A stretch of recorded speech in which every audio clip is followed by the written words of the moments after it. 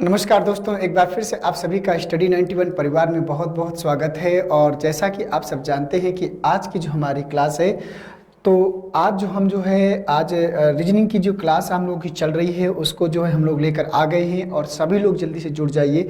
और इसी प्रकार से आज 13वां नंबर का सेट में लेकर आया हूँ। 12 हम लोगों ने कंप्लीट कर लिया है और 13 नंबर पर लेकर हम लोग जो है आगे बढ़ने वाले हैं। तो जितने बच्चे जुड़ चुके हैं सभी लोग जल्दी से तैयार हो जाए। सभी बच्चों को एक बार गुड आफ्टरनून, जय हिंद और वंदे मातरम। तो चलिए दोस्तों, आज की इस क्लास को हम लोग जो है बहुत ही शानदार तरीके से स्टार्ट करते हैं। जैसे हम लोग रोज चलते हैं, बस उसी को हमको लेकर क्या करना है, धीरे धीरे जो है आगे बढ़ते चलना है और मूव ऑन करना है। तो दोस्तों यहाँ पर देख पा रहे होंगे पेट, पीडीओ, यूपीएसआई, यूपीपी। तो जैसा कि हम सब जानते हैं कि ये जो हमारा टारगेट है प्रैक्टिस का, जो रोज हम डेली लाइव 12 बजे आते हैं, बस उसी को हमको लेकर क्या करना है, आगे मूव ऑन करना है।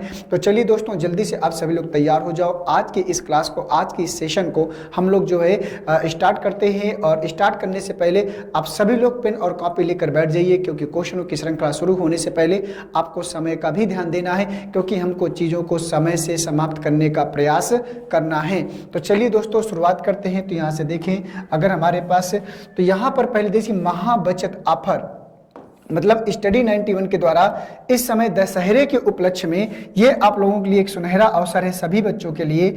यहाँ से आप सब देख पा रहे होंगे कि यहाँ पर आप सबने देखा हो कि महाबचत ऑफर स्टडी 91 के द्वारा नवरात्रि के उपलक्ष्य में जो आपका महाबचत ऑफर है, यहाँ से देख पा रहे यूजीसी नेट का जो पेपर है वो मात्र जो है 999 रुपए में कर दिया गया है, जो 2100 रुपए का था। और वीडियो मॉक टेस्ट का आपका जो है 349 की जगह 249 में कर दिया गया है। और जो है आपको ध्यान से देखना है कि पेट का जो मार्क टेस्ट है वो 249 रुपए में कर दिया गया है, जो आपका 349 का था। हिंदी की इंडिविजुअल क्लास 999 में कर दी गई है। जो 1499 की हिंदी की इंडिविजुअल क्लास थी उसको उठाकर 999 रुपए में कर दिया गया है। अब दशहरे में ढेर सारे उपलक्ष्य में आपको ऑफर देखने को मिल रहे हैं, और पेट हिंदी की जो 249 में थी उसको 149 में आप सबको प्रोवाइड कर दिया गया है। तो मतलब दशहरे में आप सबके पास एक बहुत बढ़िया मौका है, बहुत बड़ी अपॉर्चुनिटी। अगर वाकई में आप पढ़ना चाहते हैं तो इस ऑफर वैलिड टिल 5 अक्टूबर, मतलब 5 अक्टूबर तक आपके पास अपॉर्चुनिटी है, मौका है। और अगर वाकई में आप पढ़ना चाहते थे या फिर आपके पास पैसों की प्रॉब्लम थी, तो एक बार फिर से आप सबके लिए एक अपॉर्चुनिटी आई है दोस्तों। और अगर आप पढ़ना चाहते हैं तो आप इससे जुड़कर अपनी तैयारी को बेहतर कर सकते हैं। महाबचत ऑफर के साथ में यूपी ट्रिपल एससी की जो बुक्स थी वो संपूर्ण अध्ययन सामग्री की और साथ में प्रैक्टिस सेट की बुक है, यहाँ पर भी मात्र 350 रुपए में आपको जो है ऑफर दिया जा रहा है। तो यहाँ पर भी कहीं ना कहीं कुछ ना कुछ आपको कम किया गया है। तो 380 से यहाँ पर 350 रुपए में बुक्स को कर दिया गया है। तो ये भी आप सबके लिए क्या है, एक अपॉर्चुनिटी लेकर आया है। तो चलिए दोस्तों, तैयार हो जाइए सभी लोग जल्दी से इस ऑफर का अवसर उठाने के लिए। तो आपके सामने प्रश्न नंबर पहला आ गया है। तो चलिए, प्रश्न नंबर पहला आ गया है, इसको पढ़िए और बताइए कि इसका सही जवाब क्या हो जाएगा। आप सबको पढ़ना है और बताना है कि इस प्रश्न का सही जवाब क्या होगा। तो बताइए दोस्तों, इसका सही जवाब क्या हो जाएगा। तो यहां से देखिए, यदि प्लस का तात्पर्य है माइनस, एक्स का तात्पर्य है प्लस, डिवाइड का तात्पर्य है गुणा और माइनस का तात्पर्य है डिवाइड, तब 48 प्लस 6 गुणे 2 माइनस 1 डिवाइड 4 का परिणाम क्या होगा, ये आपको बताना है। तो चलिए बताइए दोस्तों, इसका सही जवाब क्या हो जाएगा, आप सबको जो है बताना है। यदि प्लस का तात्पर्य है माइनस, एस का तात्पर्य है प्लस, डिवाइड का तात्पर्य है गुणा, तो इस प्रकार से सीरीज आप सबके सामने आ रही है। क्वेश्चन नंबर पहला, तो छोटा सा प्रश्न है, आप सबको बताना है कि इसका सही जवाब क्या हो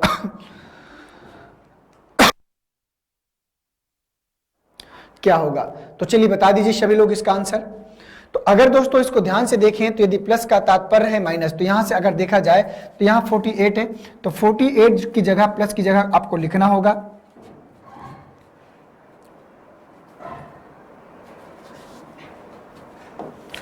तो चलिए 48 है, 48 में ध्यान से देखें, प्लस की जगह क्या लिखना है, माइनस। तो यहां माइनस लिख लीजिए।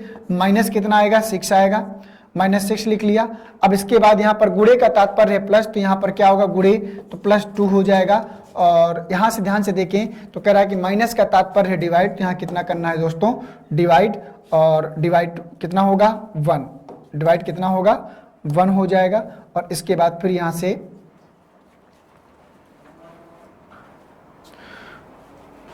गुणे का तात्पर्य है प्लस, माइनस का तात्पर्य है डिवाइड 1, और इसके बाद डिवाइड का तात्पर्य है गुणा, तो गुणे कितना हो जाएगा, 4, गुणे कितना हो जाएगा 4। अब सॉल्व करो, तो 1 से 2 में डिवाइड करेंगे तो बस यहाँ पर इतना ही आएगा।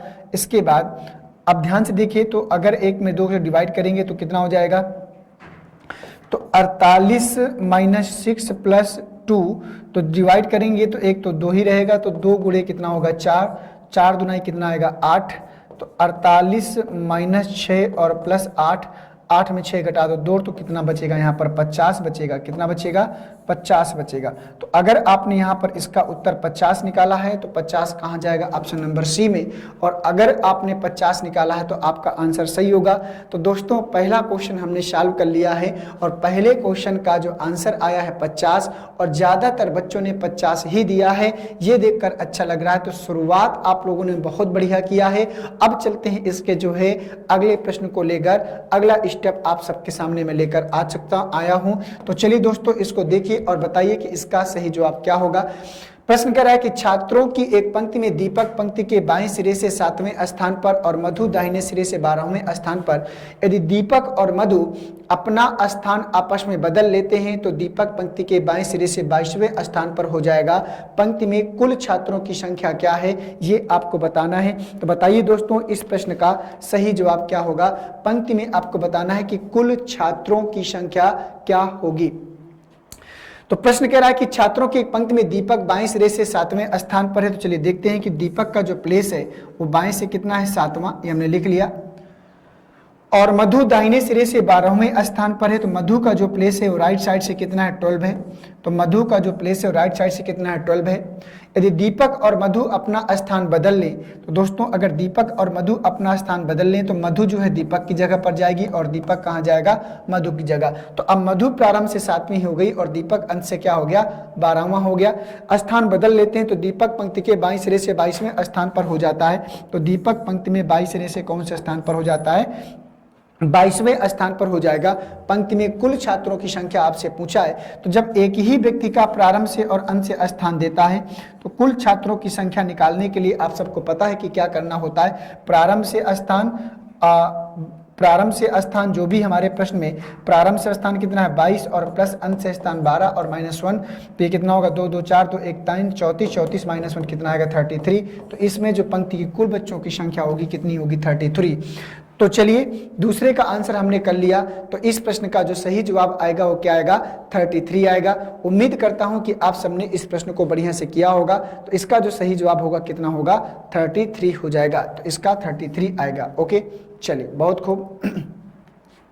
तो आइए चलते हैं अब अगले प्रश्न में, देखते हैं कि इसका अगला प्रश्न क्या होगा। दोस्तों क्वेश्चन नंबर 3 आप सबके सामने आ चुका है, इसको पढ़िए और बताइए। सूरज फिल्म देखने 9 दिन पहले गया था, वह केवल रविवार के दिन फिल्म देखने जाता है। बताइए आज सप्ताह का कौन सा दिन है, आप सबको बताना है। तो बताइए इस प्रश्न का सही जवाब क्या होगा, आप सबको बताना है इसका सही जवाब क्या होगा। एक छोटा सा प्रश्न है लेकिन शानदार प्रश्न है, सही से करेंगे तभी आंसर आएगा। कह रहा है कि सूरज फिल्म देखने 9 दिन पहले गया था, वह केवल रविवार के दिन फिल्म देखने जाता है। तो बताइए आज सप्ताह का कौन सा दिन है, आपको बताना है। 9 दिन पहले गया था, ठीक है। 9 दिन पहले का मतलब ये हुआ कि इसका मतलब है कि 9 दिन पहले गया था। तो कह रहा है कि बताइए आज सप्ताह का कौन सा दिन है, ये आपको बताना है। भाई 9 दिन पहले गया था, ठीक है, मतलब 9 दिन पहले क्या था संडे। तो आज तो 7 दिन बाद भी संडे होगा, तो कितने दिन बचे 3 दिन। कितने दिन बचे 3 दिन, ठीक है। अब इसके बाद 3 दिन एक्स्ट्रा आपको और जाना है। क्या करना है कि इसके बाद 9 में 7 घटाए 2 आएगा, 3 नहीं, 9 में 7 घटाएं कितना आएगा 2 आएगा। तो 9 में 7 घटाए 2, तो कह रहा है यहाँ पर तो भाई सप्ताह से भाई पिछले सप्ताह 9 दिन पहले संडे रहा होगा तो अभी फिल्म देखने गया। तो कह रहा है कि यदि सूरज फिल्म देखने 9 दिन पहले गया तो भाई 9 दिन पहले संडे रहा होगा, क्योंकि फिल्म कब जाता है, सिर्फ संडे को देखने जाता है। तो 9 दिन पहले संडे, एक सप्ताह बाद फिर संडे, तो 9 में 7 घटाया बचा 2 दिन। भाई एक सप्ताह बाद फिर संडे आएगा, 2 दिन और आपके पास बचे, तो संडे से 2 दिन आगे चले जाओ। तो संडे से 2 दिन आगे चले जाओ, तो संडे से 2 दिन आगे जाएंगे क्या मिलेगा, संडे के बाद क्या आता है मंडे, मंडे के बाद क्या आता है ट्यूसडे। तो यहाँ पर जो उत्तर आएगा ना वो ट्यूसडे मतलब मंगलवार आएगा। और मंगलवार कहाँ है, ऑप्शन नंबर डी में। तो इस प्रश्न का जो आंसर आएगा वो क्या आएगा, मंगलवार आएगा, ट्यूसडे, ठीक है। ये हो गया इस प्रश्न का सही जवाब। तो आपने अगर मंगलवार किया होगा तो आपको आंसर मिलेगा, क्योंकि सूरज फिल्म देखने 9 दिन पहले गया था और वह केवल रविवार के दिन ही फिल्म देखने जाता है। तो 9 दिन पहले रविवार था, 7 दिन बाद फिर रविवार आएगा, इसके बाद फिर आपके पास 2 दिन और बचा, तो रविवार से 2 दिन आगे चले जाओ तो संडे के बाद मंडे और मंडे के बाद क्या मिलता है, ट्यूसडे। तो इस प्रश्न का जो बच्चों सही जवाब होगा वो मंगलवार होगा। उम्मीद करता हूं कि आप सभी लोग इस प्रश्न को समझ पाए होंगे और अपना आंसर दे पाए होंगे। तो बहुत से बच्चों ने मंगलवार आंसर दिया था, लेकिन कुछ बच्चों ने अलग अलग आंसर दिया है। तो मैं चाहता हूं कि जब भी आंसर दो तो ऐसा आप लोगों में परफेक्शन हो जाए कि आंसर की जो लैंग्वेज है वो समान निकल कर आए, सभी के आंसर सही हो। ये नहीं कि अलग अलग आंसर दो। अगर आपके आंसर गलत हो रहे हैं तो अगर 1 बार 2 बार 3 बार गलत हो रहे हैं तो ठीक है, लेकिन अगर मान लीजिए ज्यादा से ज्यादा प्रश्न गलत होते हैं तो फिर आपको थोड़ा सा वर्क करने की आवश्यकता है, मेहनत करने की आवश्यकता है, और वो आपको जो है अभी से आज से ही शुरू कर देनी चाहिए। चलिए ये प्रश्न आ गया आपके सामने। अगला प्रश्न बोल रहा है कि निम्नलिखित में से शब्दकोश में सबसे पहले कौन सा शब्द होगा। बताइए, निम्नलिखित में से शब्दकोश में सबसे पहले कौन सा शब्द होगा, ये आपको बताना है। तो बताइए, निम्नलिखित में से शब्दकोश में सबसे पहले कौन सा शब्द होगा। प्रिज्म होगा, प्रिजन होगा, प्रे होगा या प्रे होगा। बताइए इसका सही जवाब क्या होगा।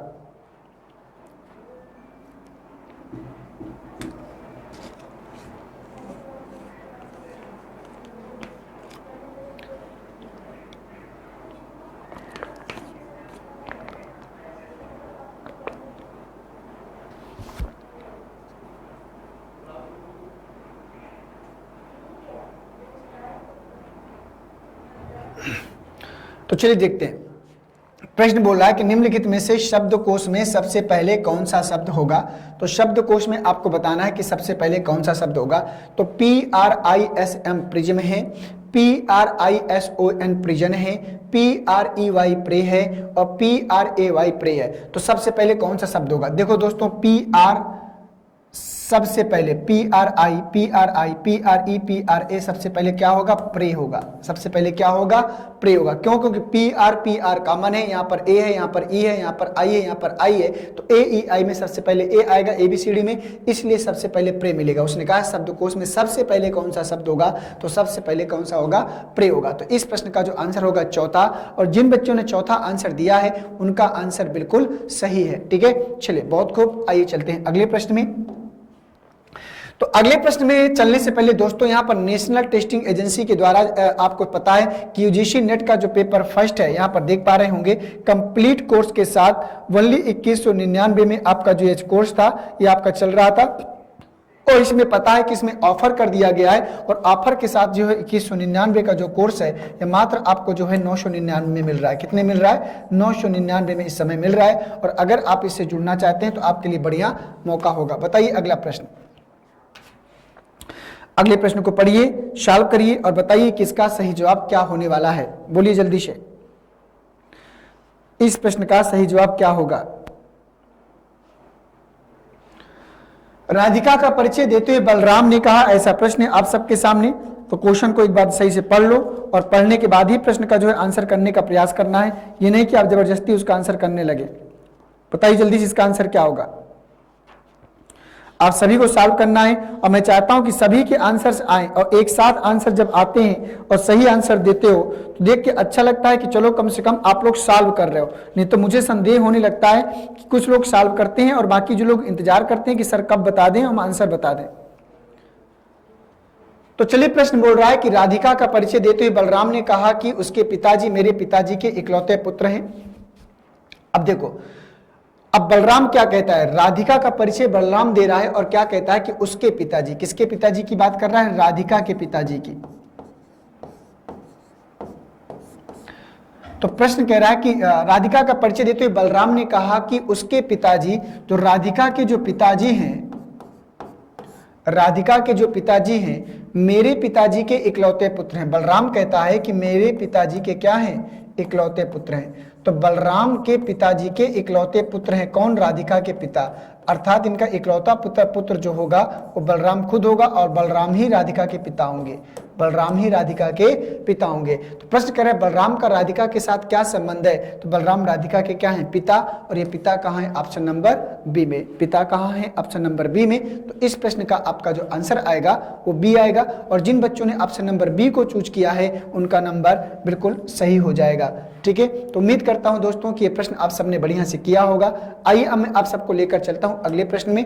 थोड़ा सा बातचीत कम करके आप सबको प्रश्नों की ओर भी ध्यान देना है। जब भी प्रश्न आए प्रश्न को सॉल्व करिए, समय मिले बात करिए, ना मिले कोई जरूरी नहीं है। बताइए अगला प्रश्न, निम्नलिखित आकृति में कितने त्रिभुज हैं, तो यहां आपको ट्रायंगल्स की संख्या बतानी है। तो बताइए इसमें जो है टोटल कितने ट्रायंगल मिलेंगे। आप सबको बताना है कि टोटल इसमें कितने ट्रायंगल मिलेंगे।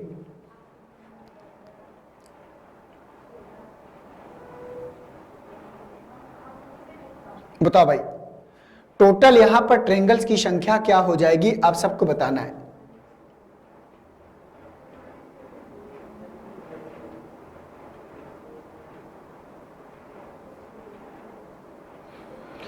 अब ध्यान से अगर देखें तो मान लो अगर थोड़ी देर के लिए इनको हटा दें, अगर थोड़ी देर के लिए इनको हटा दें तो मान लो कुछ इस प्रकार से आपके सामने डायग्राम बना हुआ है। ठीक है, इस प्रकार से एक डायग्राम आकृति आपके सामने बनी हुई है। ठीक है, इसमें अगर देखा जाए तो इसमें ट्रायंगल की संख्या 1 2 3 4, 4 गुणे 2 कितना है 8, 8 तो यहां पर आपके सामने दिख रहा है, 8 ट्रायंगल आपको दिख रहे हैं। ठीक है, और जैसे ही मान लीजिए अगर यहां पर एक लाइन खिंचती है इस प्रकार से, यहां पर एक लाइन खिंचती है इस प्रकार से, यहां पर अगर एक लाइन खिंचती है इस प्रकार से, तो कितने ट्रायंगल बनते हैं, 1 और 2, तो 2 ट्रायंगल यहां बढ़ गए, 8 और 2 10 हो गए।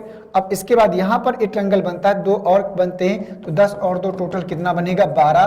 तो यहां पर जो ट्रायंगल्स की संख्या होगी ना दोस्तों वो कितनी होगी 12, और 12 कहां है, ऑप्शन नंबर ए में, 12 कहां है, ऑप्शन नंबर ए में। और जिन बच्चों ने ऑप्शन नंबर 12 का ए लगाया है, उनका जो इस प्रश्न का ए लगाया है 12 बताया है, उनका प्रश्न क्या होगा, सही होगा। ठीक है, तो आइए चलते हैं अगले प्रश्न में। तो उम्मीद करता हूं कि प्रश्न आप लोगों ने ट्रायंगल्स की संख्या जो आपको काउंट करनी थी वो 12 आपकी आ चुकी है। अब आप सबको लेकर चलता हूं मैं अगले प्रश्न में। तो अगला प्रश्न दोस्तों आपके सामने, इसको पढ़िए और बताइए कि इसका सही जवाब क्या होगा। यदि डिवाइड बड़े को गुणे को जोड़ के इस प्रकार से बताइए इसमें से कौन सा समीकरण सही होगा, बोलो भाई। यदि डिवाइड बड़े को गुणा जोड़ को भाग प्लस भाग को माइनस बराबर को ग्रेटर देन गुणा को इक्वल टू छेटों को और लेस देन घटाने को दर्शाया जाए तो निम्न में से कौन सा कथन सही है, ये आपको बताना है। बहुत ही शानदार प्रश्न है, इसको सावधानी से करेंगे शायद तभी आप प्रश्न के आंसर तक पहुंच पाएंगे। तो बताइए ए बी सी डी में से इनमें से कौन सा समीकरण सही होगा, कौन सी बात सत्य होगी, आपको सॉल्व करना है। एक एक को, पहले ए को सॉल्व करो, ए से मिल जाए तो ठीक है, नहीं बी को करो, बी से न मिले सी को, सी से न मिले डी से। आपको एक एक करके चेक करना है और मैं देखना चाहता हूं कि सबसे पहले ऐसे प्रश्नों को कौन से बच्चे का आंसर स्क्रीन पर आता है। तो बताइए सभी लोग इसका सही जवाब क्या होगा।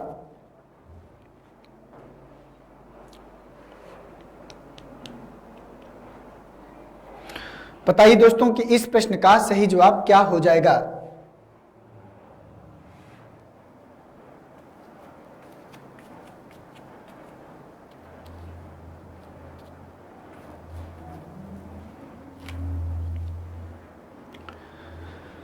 ए बी सी डी ये हमारे पास 4 ऑप्शन हैं।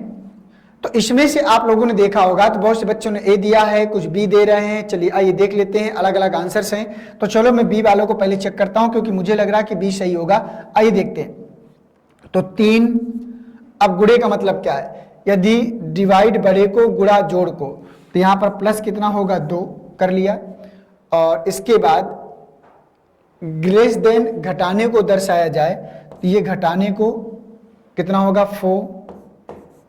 इसके बाद डिवाइड का मतलब क्या है, डिवाइड बड़े को, तो बड़े कितना होगा 6, और प्लस भाग को डिवाइड 3, और लेस देन घटाने को 2। तो चलो देखते हैं। तो ये होगा कितना 3 दूना 6,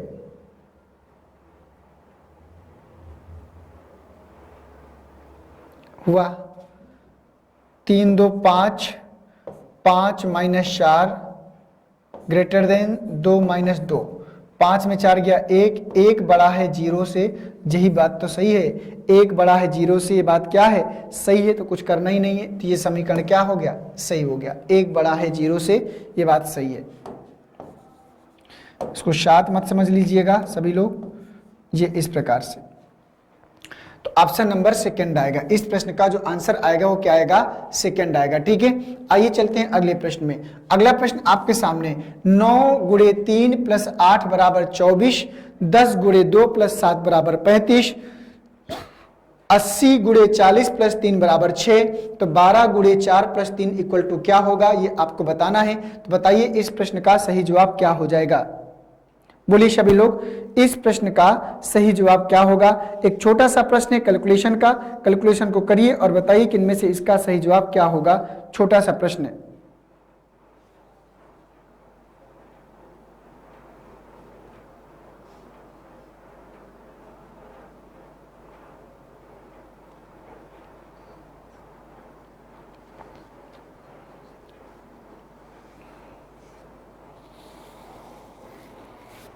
बोलो भैया। अब यहां पर हमको 24 लाना है, तो 24 कैसे ला सकते हैं,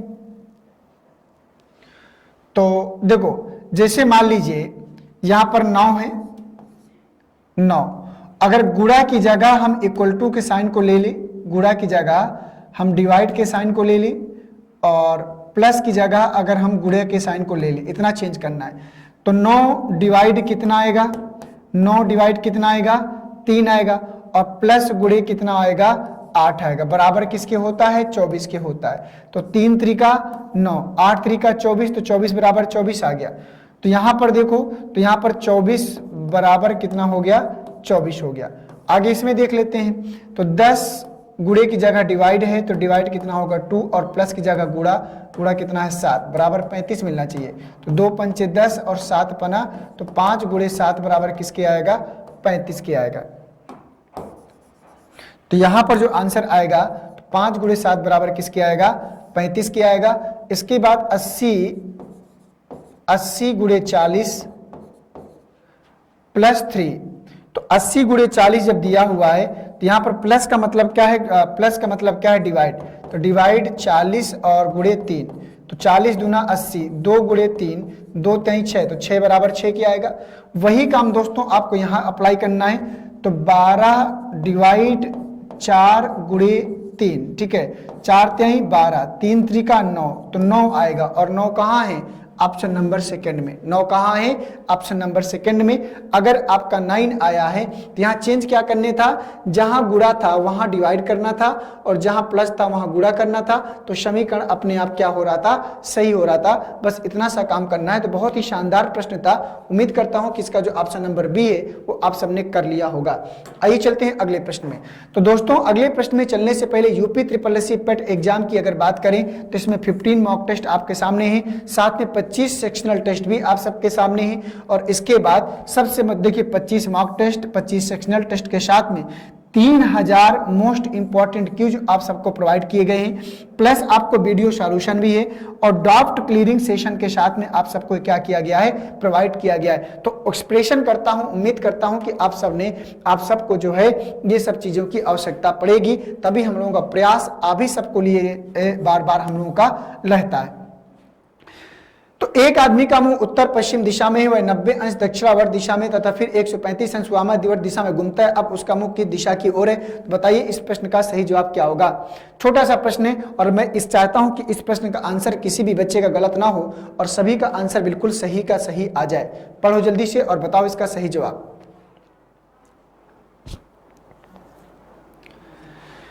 एक आदमी का मुंह उत्तर पश्चिम में है, प्रश्न बोल रहा है कि एक आदमी का मुख उत्तर पश्चिम में है। तो चलो देख लेते हैं कि एक आदमी का मुख उत्तर पश्चिम दिशा में है इस प्रकार से, और उत्तर पश्चिम दिशा आपकी कौन सी है, ये वाली, ठीक है, उत्तर पश्चिम दिशा में, और 90 अंश दक्षिणावर्त दिशा में, और यहाँ से 90 अंश दक्षिणावर्त दिशा में, फिर 135 अंश वामावर्त दिशा में, तो 90 फिर यहाँ से क्या करता है 135 अंश वामावर्त दिशा में जाता है, हो गया। फिर 135 अंश वामावर्त दिशा में जाता है। अब उसका मुख कहाँ है, तो अब उसका मुख कौन सी दिशा में, पश्चिम दिशा में, और पश्चिम दिशा का है ऑप्शन नंबर डी में।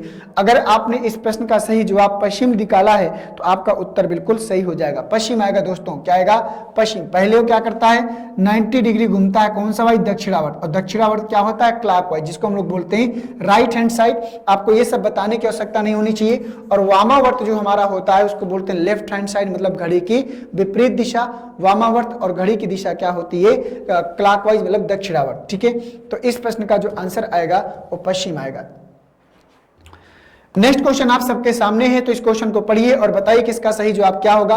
एक व्यावसायिक सम्मेलन में 10 व्यक्तियों ने भाग लिया। सम्मेलन के अंत में प्रत्येक व्यक्ति से हाथ मिलाए। बताइए कि इस दौरान कुल कितने बार हाथ मिलाए गए। आपको बताना है कि इस दौरान कुल कितनी बार हाथ मिलाए गए। ऐसा प्रश्न शायद इससे पहले भी आप सबने इससे पहले की क्लासेस में किया था, मैंने बताया था।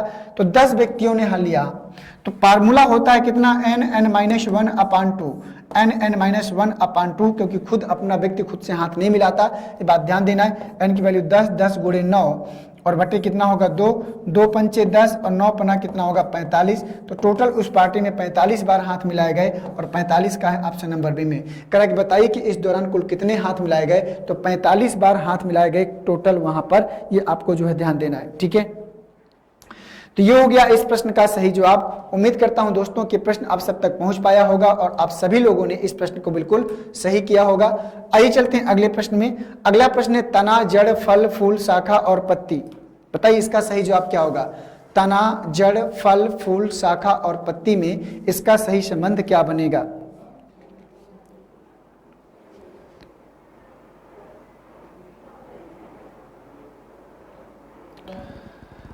बोलो भाई, तना, जड़, फल, फूल, शाखा और पत्ती में इसका रिलेशन क्या बनेगा, आप सबको जो है बताना है। क्या आ जाएगा इसका आंसर, बोलिए जल्दी से, इसका आंसर क्या आ जाएगा।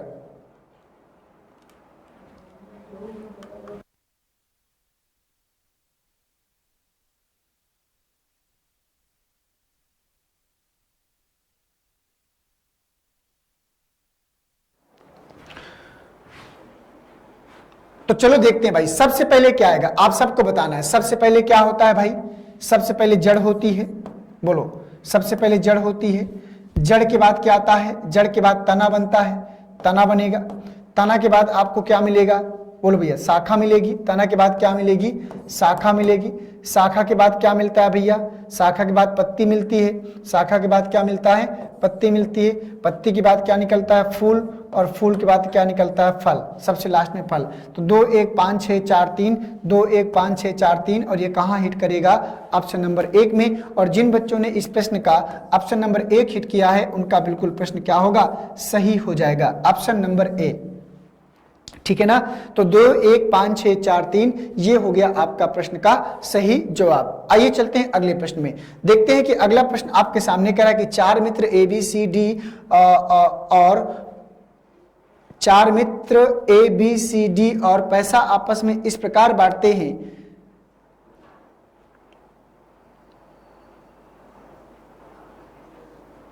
चलिए, 4 मित्र ए बी सी डी ई हैं और पैसा आपस में इस प्रकार बांटते हैं कि ए को बी से 1 रुपए कम मिलता है। प्रश्न कह रहा है कि ए को बी से 1 रुपए कम मिलता है, तथा सी को डी से 5 रुपए ज्यादा मिलते हैं, तथा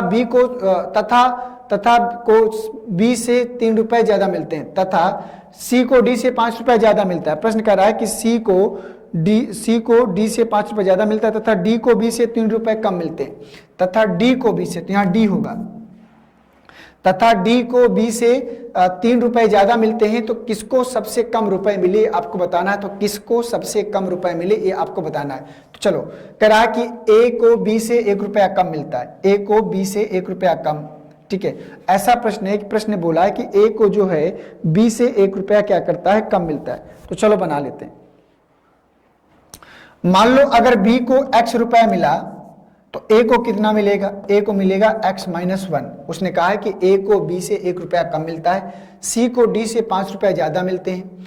अब सी को डी से 5 रुपये ज्यादा मिलते हैं, तथा डी को बी से 3 रुपये ज्यादा मिलते हैं। डी को जो है बी से 3 रुपए ज्यादा, तो बी का कितना था x, 3 रुपए ज्यादा x प्लस 3, और सी को डी से 5 रुपए ज्यादा, सी को जो है डी से 5 रुपए ज्यादा, तो 5 और 3 8, x प्लस 8 हो जाएगा। तो कह रहा है किसको सबसे कम रुपए मिले, तो सबसे कम रुपए किसको मिले, ए को, क्योंकि ए नेगेटिव में चला गया है तो सबसे कम रुपया ए को मिलता है। तो इसका जो सही जवाब होगा ना वो क्या हो जाएगा, ए हो जाएगा। इस प्रश्न का सही जवाब होगा ऑप्शन नंबर डी। उम्मीद करता हूं कि ऑप्शन नंबर डी इसका सही जवाब हो जाएगा। ठीक है, आइए अब चलते हैं अगले प्रश्न में, देखते हैं इसका अगला प्रश्न। तो दोस्तों अगले प्रश्न में चलने से पहले आप सब देख पा रहे होंगे कि डेली यूट्यूब शेड्यूल जो आप सबको प्रोवाइड किया जाता है ये बार बार आपको बताने की आवश्यकता नहीं है। इसमें daily current affairs, Indian polity, GK GS, reasoning, geography, maths, science, Sanskrit और समान हिंदी करंट अफेयर्स के साथ में, समान अध्ययन के साथ में ये क्लास 8 बजे चलती है। ये बात आप सब देख पा रहे होंगे। और इस क्लास में जो है आप जुड़कर समान हिंदी का, करंट अफेयर्स का और समान अध्ययन का तीनों पार्ट आप सबको यहाँ प्रोवाइड किया जा रहा है। और ये तीनों क्लासें नितिन सर आपके साथ खुद लेकर जुड़ रहे हैं। तो दोस्तों सभी लोग तैयार हो जाओ। ये सारी स्टडी 91 के द्वारा प्रोवाइड की गई जो क्लासें हैं जो आपको डेली यूट्यूब में जो है आपको क्या करती हैं, मिलती हैं। ठीक है दोस्तों, तो आइए चलते हैं अगले प्रश्न में। तो इसको पढ़िए और बताइए कि इसका सही जवाब क्या हो जाएगा।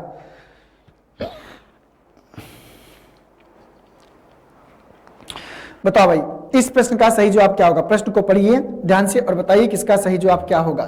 कह रहा है कि किसी माह में तीसरे सोमवार को 17 तिथि है, तो उस माह में कौन सा दिन है जो 5 बार आएगा। बताओ भैया कौन सा दिन है जो 5 बार आएगा, ये आप सबको बताना है। उस माह में कौन सा ऐसा दिन है जो 5 बार आएगा। तो चलो बता दो भाई इसका सही सवाल क्या होगा। उसने कहा कि किसी माह में तीसरे सोमवार को 17 तिथि है, तीसरे सोमवार को 17 तिथि है, तो कह रहा है तो उस माह में कौन सा दिन है जो 5 बार आएगा। बता दो भाई कौन सा दिन होगा जो 5 बार आएगा। बहुत ही शानदार प्रश्न है भाई। देखो अगर 17 तारीख को मंडे है, ठीक है, अगर 17 तारीख को क्या है, मंडे है, कह रहा है कि यदि किसी माह में तीसरे सोमवार को 17 की तिथि है और दिन कौन सा है, मंडे, सोमवार है, तो इस माह में कौन सा दिन 5 बार आएगा। अब भाई एक बात बताओ, अगर इस माह में किसी माह के तीसरे सोमवार को 17 की तिथि है तो कौन सा दिन 5 बार आएगा। भाई अगर 17 तारीख को मंडे, आप सबको पता है कि 7 दिन बाद दिन रिपीट करता है ना, तो 7 दिन बाद दिन रिपीट करेगा, तो 7 दिन बाद अगर रिपीट करेगा 7 9 14 24 आएगा, 24 तारीख को भी मंडे होगा, फिर 7 दिन आएगा, 7 4 7 11 31 तारीख को भी क्या आएगा, मंडे, तो मंडे ही 5 बार आएगा खुद।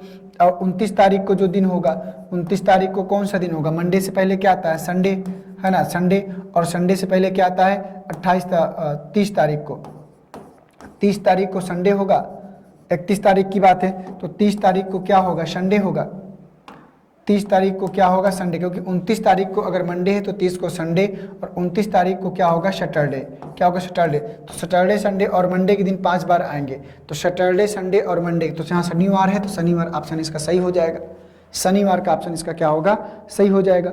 देखिए दोस्तों मैं आपको एक बात बता दूं, मैंने बताया था आप सबको, जब कैलेंडर मैंने आप सबको डिटेल से पढ़ाया था, तो एक बात आपको याद रखना है कि अगर किसी महीने का दिन अगर 1 2 अगर महीना 31 का है तो 1 2 3 तारीख का दिन 5 बार आता है, और अगर महीना 30 का है तो 1 और 2 तारीख का दिन 5 बार आता है, और अगर महीना 29 का है तो 1 तारीख का दिन 5 बार आता है, और अगर महीना 28 का है तो कोई भी दिन महीने में 5 बार नहीं आता है। तो भाई देखो अगर 1 तारीख का जो दिन होता है वो 29 तारीख को रिपीट करता है, तो 2 तारीख का दिन जो होता है वो 30 तारीख को रिपीट करता है, और जो 3 तारीख का दिन होता है वो 31 तारीख को दिन रिपीट करता है। इसलिए मैंने यहाँ पर अगर 17 तारीख को मंडे था तो मैंने यहाँ से पता कर लिया कि 31 तारीख को अगर मंडे है तो 30 तारीख को संडे, 29 तारीख को सैटरडे, तो सैटरडे संडे और मंडे ये 29 30 और 31 तारीख के दिन हैं जो महीने में 5 बार आएंगे। तो सैटरडे संडे मंडे की बात करें तो यहाँ पर देखो सैटरडे तो है, संडे मंडे नहीं है, तो इसलिए ऑप्शन नंबर ए क्या होगा, सही हो जाएगा। ठीक है, तो उनमें से 3 में से उन्होंने एक ही दिन की बात की है और बाकी सारे दिनों की बात नहीं किया। ये आ गया। यदि आने वाले कल के 2 दिन बाद शुक्रवार है तो बीते हुए कल के 2 दिन पहले सप्ताह का कौन सा दिन था, आपको बताना है। बताइए इस प्रश्न का सही जवाब क्या हो जाएगा।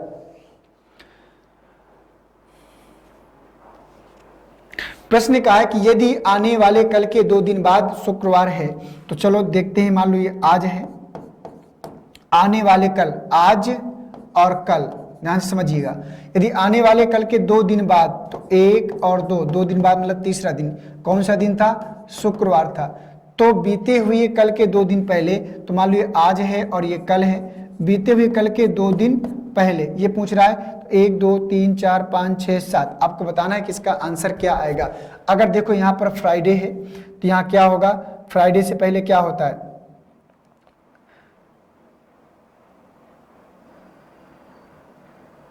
फ्राइडे से पहले क्या मिलेगा? फ्राइडे से पहले आपको मिलता है क्या? थर्सडे।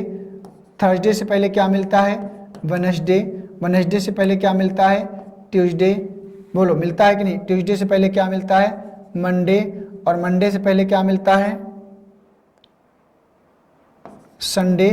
और संडे से पहले क्या मिलता है? सैटरडे। संडे से पहले क्या मिलता है? सैटरडे। कुछ तो मिस कर दिया। फ्राइडे, शुक्रवार है, Friday, Thursday, Wednesday, Tuesday, Monday, Sunday और सैटरडे।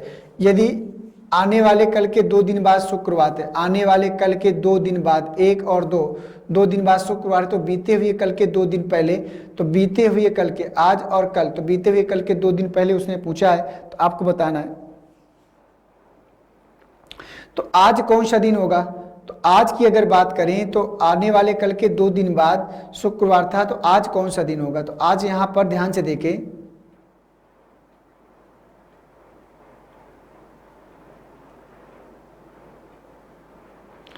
तो यहां पर प्रश्न में थोड़ा सा फॉल्टिंग हुई है।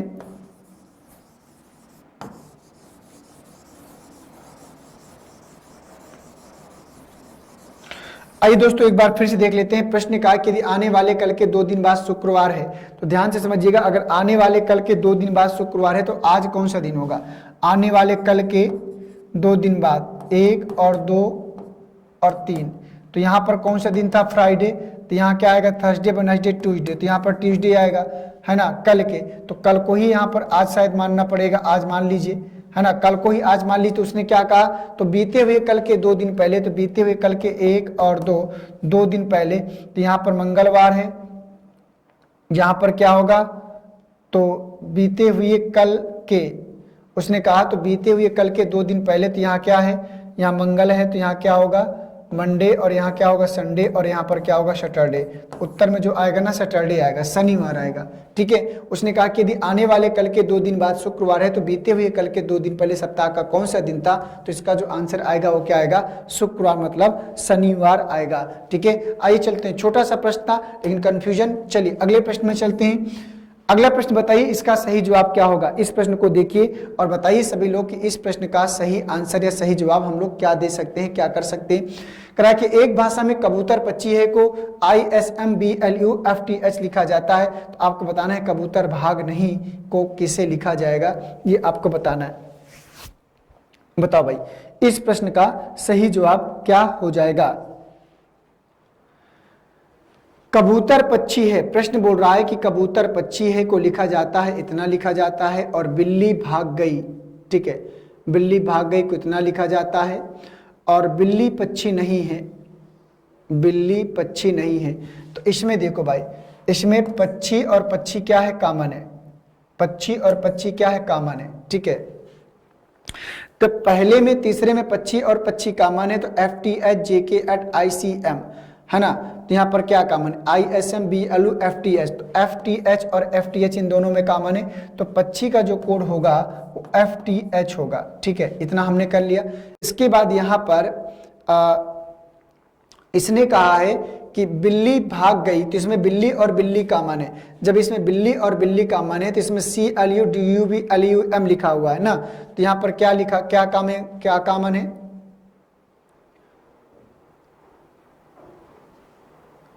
बिल्ली भाग गई को इतना लिखा जाता है और बिल्ली पक्षी नहीं हो को लिखा जाता है JKT ICM LCM, तो ये LCM होगा। ठीक है, तो इसको जो है LCM कर लो, तो LCM कॉमन है। और इसमें क्या कॉमन है? बिल्ली और बिल्ली कॉमन, तो बिल्ली का जो कोड होगा वो क्या हो जाएगा? LCM हो जाएगा। ठीक है, बिल्ली का जो कोड होगा वो LCM या LEM कुछ भी हो सकता है, आपको दोनों को मानकर चलना है। जो भी ऑप्शन मिलेगा हम उसी को लगा लेंगे। अब यहाँ पर नहीं बच गया,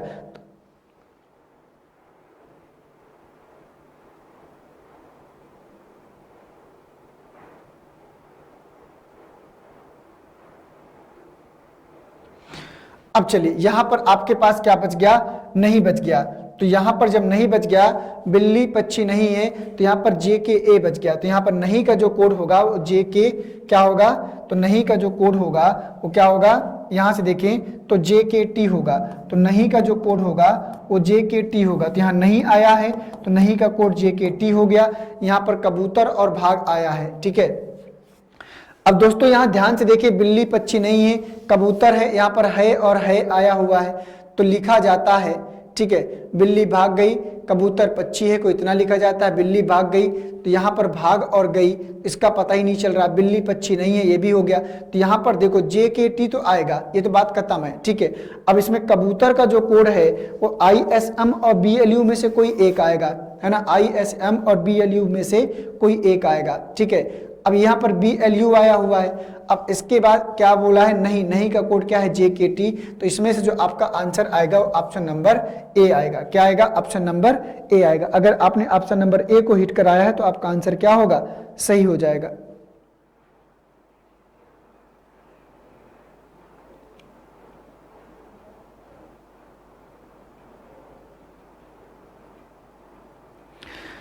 तो इस प्रश्न का जो सही जवाब होगा ऑप्शन नंबर ए, क्योंकि जो कबूतर है, कबूतर का कोड BLU ISM में से कोई एक होगा। और इसी प्रकार से यहाँ पर भाग की अगर बात करें तो भाग का कोड CLU और DOBC में से कोई एक होगा। तो CLU यहाँ पर आया हुआ है, इसलिए इसका जो सही जवाब होगा ऑप्शन नंबर ए होगा। अगर आपको कंफ्यूजन हो रहा है तो इसको अलग से यहाँ डिटेल से लिखिएगा और फिर उसको सॉल्व करने का प्रयास करिएगा, आप सबको आंसर यहाँ से जरूर मिलेगा। आइए चलते हैं अगले प्रश्न में। निम्न में से असंगत का चयन करना है। असंगत का चयन करिए। जैसे गेहूं है, ज्वार है, सरसों है और बाजरा है, तो बताइए इनमें से क्या असंगत होगा, क्या अलग होगा। गेहूं, ज्वार, सरसों और बाजरा में से क्या असंगत होगा, ये आप सबको बताना है। बताइए जल्दी से इसमें से क्या असंगत होगा। एक छोटा सा प्रश्न है और मैं चाहता हूं कि ये प्रश्न किसी का भी गलत ना हो। बताइए, गेहूं, ज्वार और बाजरा ये क्या है, अनाज हो, जबकि सरसों क्या है, एक तेल की प्रजाति होती है। सरसों क्या है, एक तेल की प्रजाति होती है। गेहूं, ज्वार, बाजरा अनाज है, जबकि सरसों को खाया नहीं जाता, उससे तेल निकाला जाता है, इसलिए ऑप्शन नंबर सी क्या होगा, सही होगा। अब आइए वीडियो री एग्जाम में 2018, तो वीडियो री एग्जाम दोस्तों जो 2018 हमारा टॉप 15 मॉक टेस्ट चल रहा है, उसका आयोजन हम लोग यहाँ पर कर पा रहे हैं आप सभी लोग। और इसमें सब लोग देख पा रहे होंगे कि विद वीडियो सॉल्यूशन के साथ में, विद वीडियो सॉल्यूशन के साथ में आपका 15 मॉक टेस्ट का जो आपको प्रोवाइड किया जा रहा है, बहुत ही शानदार प्रैक्टिस आपको यहां पर मिलने वाली है। लेकिन उससे पहले आपको 15 आपको 15 मॉक टेस्ट देना पड़ेगा, इसके बाद ही आपको विद वीडियो सब वीडियो सॉल्यूशन आपको प्रोवाइड हो सकता है, मिलेगा। अगला प्रश्न है कि निम्न में से असंगत का चयन कीजिए। असंगत है आपके मेढक, मगरमच्छ, मछली और बाजरा, तो बताइए इनमें से क्या अलग होगा। मेढक, मगरमच्छ, मछली और बाजरा में से क्या अलग होगा, आपको बताना है कि इनमें से क्या अलग होगा। मेढक, मगरमच्छ, मछली और बाजरा कहां से आ गया, यहां पर होगा कछुआ। यहां पर क्या होगा, कछुआ। ये बाजरा नहीं है भैया, बाजरा तो बिल्कुल अलगे होगा।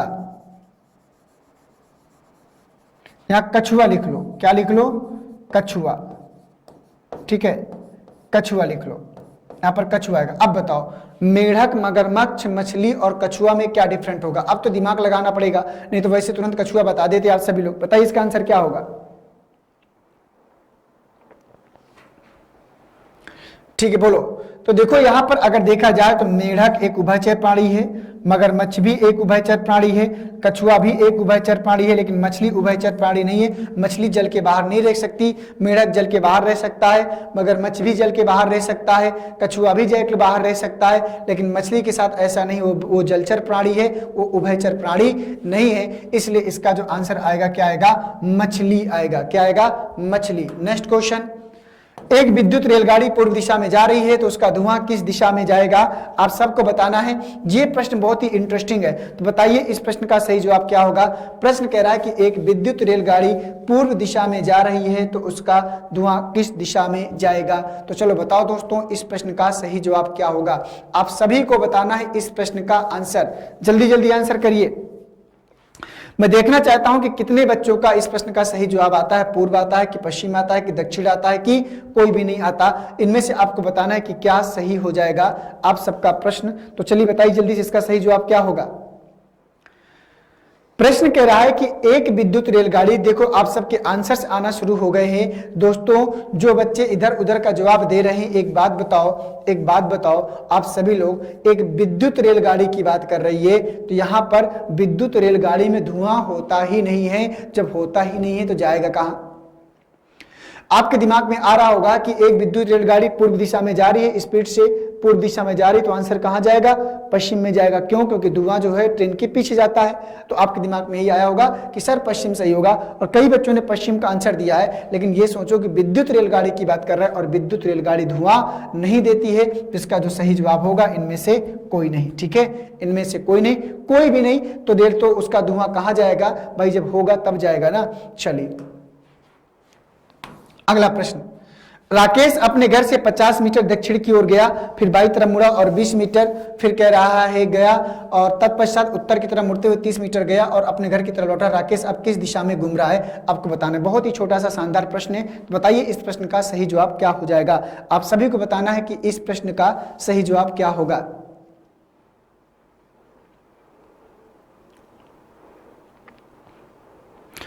तो कह रहा है कि राकेश अपने घर से 50 मीटर दक्षिण की ओर चलता है। राकेश अपने घर से 50 मीटर दक्षिण की ओर चलता है। ठीक है, अब मान लो उसने अपने साउथ की ओर चलना प्रारंभ किया। कौन सी दिशा में? साउथ की ओर चलना प्रारंभ किया, और कितना? 50 मीटर दक्षिण की। फिर बाईं तरफ मुड़ा, कितना मुड़ा? लेफ्ट 20 मीटर आगे गया। तत्पश्चात उत्तर की तरफ मुड़ते हुए 30 मीटर गया। तत्पश्चात उत्तर की तरफ, तो चलो बनाना पड़ेगा भाई, लेफ्ट राइट नहीं बोल रहा।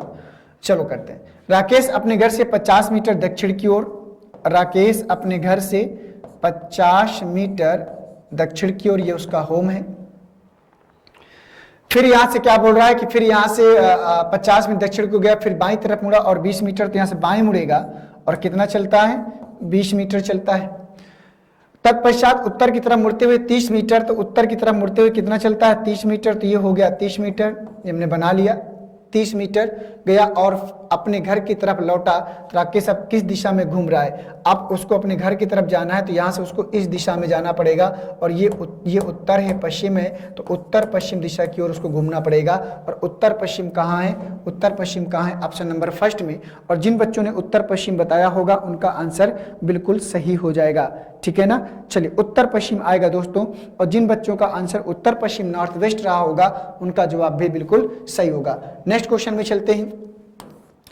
पार्क में खड़ी महिला की ओर इशारा करते हुए मोहन ने कहा कि वह मेरे दादा की वह मेरे दादा की अकेली संतान की बेटी है। मोहन का उस महिला से क्या संबंध है? बताइए मोहन उस महिला के क्या लगेंगे?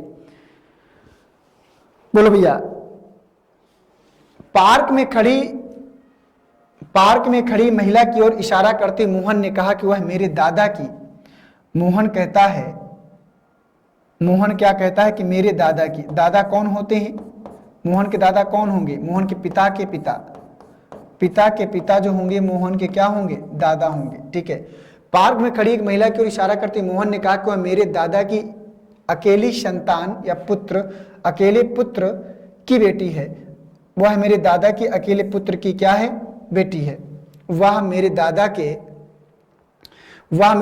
की अकेली संतान की बेटी है। दादा की अकेली संतान की बेटी है कौन? वह महिला मतलब इस मोहन के पिता की बेटी है। मोहन के पिता की बेटी है तो महिला मोहन की बहन होगी। तो मोहन का उस संबंध उस महिला से क्या है? तो मोहन इस महिला का क्या बनेगा? भाई बनेगा। और भाई कहाँ है? ऑप्शन नंबर फर्स्ट में ही, क्योंकि अकेला है अपने माता पिता का। ये मोहन के जो पिता हैं अपने पिता के अकेले हैं, मतलब मोहन के दादा के उनके पिता अकेले पुत्र हैं। ठीक है, ये बात आपको ध्यान देना। अकेली संतान मतलब अकेला पुत्र उसने बोला था ना यहाँ पर, तो इस बात का हमको जो है पॉइंट करना था, नोट करना था। ओके, आइए चलते हैं नेक्स्ट क्वेश्चन में। 5 और 6 बजे के बीच किस समय घड़ी की दोनों सुइयां एक सीध में होती हैं? आपको बताना है। तो 5 से 6 बजे के बीच घड़ी की दोनों सुइयां किस समय एक सीध में होगी? मैंने इससे पहले प्रश्न कराया था, इसमें आपको 60/11 का क्या करना है? गुणा। तो 5 × 30 तो 300 बटे कितना होगा? 11। तो 11 दूना 22, 8 बचेगा। 11 × 7 = 77, तो 27 सही 3 बटे कितना होगा? 11। तो उत्तर जो आएगा 5:27 सही 3/11 पर। तो 5:27 सही 3/11 पर इस प्रश्न का जो आंसर आएगा ऑप्शन नंबर डी आएगा। उम्मीद उम्मीद करता हूं कि ये प्रश्न आप सभी ने बिल्कुल सही किया होगा और किसी का भी गलत नहीं रहा होगा। ठीक है, तो ये कंप्लीट हुआ। आइए चलते हैं अगले प्रश्न में। अगला प्रश्न है कि दिल्ली से गुड़गांव के लिए हर 40 मिनट पर एक बस चलती है। देखो ध्यान से पढ़ो, टाइम अरेंजमेंट का प्रश्न है कि दिल्ली से गुड़गांव के लिए हर 40 मिनट में एक बस चलती है। पूछताछ ऑफिसर ने बताया कि बस 10 मिनट पहले निकली। देखो बस 10 मिनट पहले निकली और उसने कहा कि दूसरी बस 10:45 पर जाए निकलेगी। तो जो दूसरी बस है उसने कहा कि 10:45 पर जाएगी। ठीक है, तो इससे पहले वाली जो बस रही होगी, इससे पहले वाली 10 रही, क्योंकि हर 40 मिनट पर जो बस है तो इससे पहले वाली बस जो रही होगी 10:05 पर गई होगी, तभी जो है हर 40 मिनट पर बस है, 5 में 40 जोड़ेंगे 45 होगा। उसने ये कहा कि 40 मिनट पर एक दिल्ली गुड़गांव हर 40 मिनट पर एक बस है और पूछताछ ऑफिसर ने बताया कि बस जो है 10 मिनट पहले निकली है। तो अगर 10 मिनट पहले निकली है तो इसका मतलब उसको ये वाली बस नहीं मिली, ये वाली बस नहीं मिली, मतलब वो 10 मिनट लेट था। मतलब अगर हम इसमें 10 जोड़ दें तो 10:15 पर वो पहुंचा होगा, तभी जो है 10 मिनट पहले वो बस निकल गई। तो यहां पर आएगा 10:15 पर। तो पूछताछ ऑफिसर ने यात्रियों को किस वक्त सूचना दी? 10:15 पर सुबह। ऑप्शन नंबर डी सही हो जाएगा, 10:15 पर सुबह। या तो फिर ये कहें कि अगर वो 10 मिनट लेट था तो अगली बस उसको जो है, अगर हर 40 मिनट पर बस है तो अगली बस उसको 30 मिनट बाद मिलने वाली थी, तो यहाँ 30 घटा दो, तो 5 4 में 3 गया 1, तो यहाँ पर भी आपका 10:15 ही आएगा। चाहे आप इस वाले समय से करो चाहे इस वाले समय, यहाँ जोड़ना पड़ेगा यहाँ घटाना पड़ेगा, बस इतना सा अंतर आएगा, लेकिन आंसर आपको जो है दोनों रूपों में वही मिलने वाला है। ठीक है, आंसर आपको दोनों रूपों में वही मिलने वाला है। आइए चलते हैं अगले प्रश्न में। 3 और 4 बजे के बीच किस समय घड़ी की दोनों सुइयां एक साथ होंगी? तो 3 में आपको क्या करना है? 60 बड़े कारक गुणा करा देना है। तो 30 अंक 18 180/11। तो 107 होने का मतलब ये होता है कि 0 डिग्री के एंगल की बात कर रहा है। तो 11 51 11 कितना बचेगा? 7। तो 11 छक्का 66, 16 सही 4/11। तो 3:16 सही 4/11 मिनट। तो 3:16 सही 4/11 मिनट। तो इस प्रश्न का जो आंसर होगा वो ऑप्शन नंबर ए होगा। उम्मीद करता हूं कि प्रश्न भी आप सबने बढ़िया से कर लिया होगा। तो इसी प्रकार से प्रश्न दोस्तों आप सबके सामने आते रहेंगे और आपको जो है अपने आंसर्स क्या करना है? देते रहना है। ठीक है दोस्तों, उम्मीद करता हूं कि क्लॉक वाले जो प्रश्न है वो गलत नहीं हो रहे होंगे किसी के भी, और अगर क्लॉक के प्रश्न आपके छोटे छोटे गलत हो गए तो इसका मतलब है फिर आपको जो है क्लॉक को क्या करना पड़ेगा? थोड़ा सा पढ़ने की आवश्यकता पड़ सकती है। ठीक है दोस्तों, चलिए प्रश्न कह रहा है कि एक परिवार के सभी 6 सदस्य A B C D E F एवं एक साथ यात्रा कर रहे हैं। बी सी का पुत्र है। प्रश्न बोल रहा है कि बी जो है वो सी का क्या है? पुत्र है। तो चलो बना लेते हैं। बी सी का पुत्र है लेकिन सी बी की माता नहीं है। अगर ये इसका पुत्र है तो सी बी की अगर माता नहीं होगा तो फिर क्या होगी? पिता, क्योंकि उसका पुत्र है। ध्यान से समझो, बी सी का पुत्र है लेकिन सी बी की माता नहीं, तो अगर माता नहीं तो फिर पिता होंगे। ए और सी एक विवाहित जोड़ा है। तो ए और सी एक विवाहित जोड़ा है, तो ए पत्नी होगी सी की और बी की क्या होंगी? माता। ए और सी एक विवाहित जोड़ा है। ई सी का भाई है, तो ई जो है सी का क्या है? भाई है। तो ये बना दिया हमने, ई सी का भाई है। डी ए की पुत्री है, तो डी जो है ए की पुत्री है, तो बी की बहन हो जाएगी। कहा है प्रश्न ने कि डी ए की पुत्री है, एफ बी का भाई है, तो एफ जो है बी का क्या है? भाई है। तुमने बना लिया। तो बी की माता कौन है? तो बी की माता ए है और ए कहाँ है? ऑप्शन नंबर डी में। तो बी की माता कौन है पूछ रहा था, तो बी की माता कौन है? ए है। क्लियर? बी की माता कौन है प्रश्न पूछ रहा है, तो बी की माता कौन है? ए है। ठीक है, आइए चलते हैं अगले प्रश्न में।